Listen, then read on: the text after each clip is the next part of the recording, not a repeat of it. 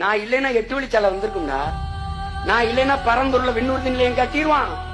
நான் இல்லைன்னா காட்டுப்பள்ளியில துறைமுகம் கட்டிடுவான்.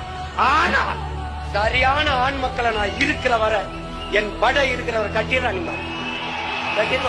உயர்நீதிமன்றம் கொடுத்திருக்கின்ற இந்த தீர்ப்பு என்பது நாம் தமிழர் அரசியல் கட்சியின் சார்பாக தாக்கல் செய்யப்பட்ட பொதுநல வழக்கு, வழக்கறிஞர் பாசறையினுடைய தலைவர் சுரேஷ்குமார் பெயரில் தாக்கல் செய்யப்பட்ட பொதுநல வழக்கு, முதலில் தாக்கல் செய்யப்பட்ட வழக்கு. இந்த திட்டம் அறிவிக்கப்பட்டவுடன் சுற்றுச்சூழல் பாதுகாப்பு, கனிவளங்களுடைய பாதுகாப்பு, வனவளங்களுடைய பாதுகாப்பு எல்லாவற்றையும் மீறி குறிப்பாக பொதுமக்களுடைய விளைநிலங்கள் மீது போடப்படுகின்ற இந்த சாலை என்பது எந்த விதத்திலும் தேவையற்ற ஒன்று, அவசியமற்ற ஒன்று. ஏற்கனவே சேலத்திலிருந்து சென்னைக்கு 3-4 நெடுஞ்சாலைகள் இருக்கின்ற நேரத்தில் 13,000-11,000 கோடிகள் ரூபாய் செலவில் போடப்படுகின்ற இந்த திட்டம் என்பது வெற்று விளம்பரம்.